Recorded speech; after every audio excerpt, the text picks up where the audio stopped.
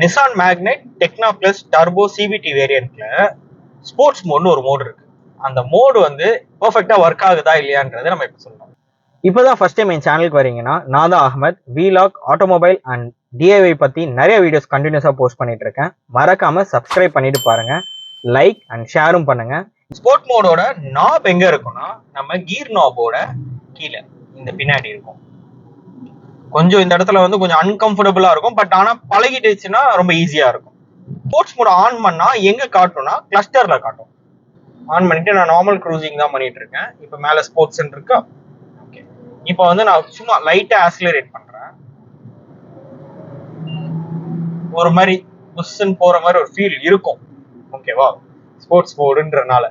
இப்போ நான் sports Modi of பண்ணிடுறேன். இப்போ இதே ஜி ஃபோர்ஸை என்னால நார்மல் இதுலயும் கொண்டு வர முடியும்.